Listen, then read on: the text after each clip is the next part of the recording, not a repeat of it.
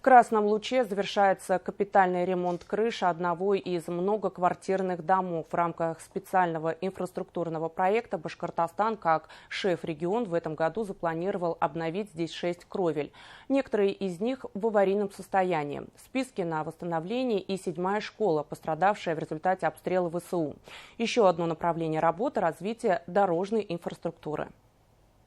Это один из многоквартирных домов Красного Луча. Специалисты из региона шефа Республики Башкортостан полностью обновляют здесь крышу. На завершающем этапе остались считанные дни. Засыпать 20% керамзита и закрыть тыловую сторону. Старые конструкции в аварийном состоянии. Даже те, кто живет здесь с момента постройки дома, не помнят ремонта. Когда же мы ее получили?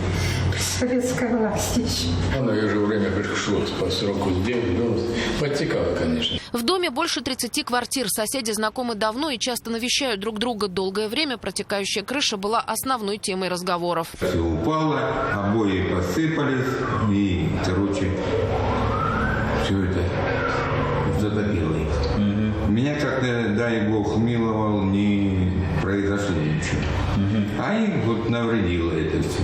От влаги и сырости жители защитят современные технологии. Старый шифер заменит устойчивый к погодным условиям металлопрофиль. Этот материал более экологичный и не дает усадки. Для его установки специалисты собирают новую стропильную систему. Ход восстановления регулярно проверяет контролирующая организация из Башкортостана. Для оценки качества работ у специалистов десятки критериев. Идет восстановление вентиляционных каналов, кирпичной кладки выполнено на 90%, керамзит засыпан на 50%. Все идет в графике, работу выполняют качественно ребята. В рамках специального инфраструктурного проекта в 2024 году республика запланировала отремонтировать в Красном Луче крыши 6 многоквартирных домов. Специалисты восстанавливают не только жилой фонд, но и социально значимые объекты, например, школу номер 7. Один из социальных важных объектов, который у нас планируется к завершению, он у нас начат еще с 22 года, больше по СИПу вошел с 23-го, это 7-я школа. И у нас в планах завершения именно и запуска этого объекта, это как раз следующий год планируется. Еще одно направление – ремонт дорожной инфраструктуры. Прямо сейчас специалисты работают на трассе между ЛНР и ДНР.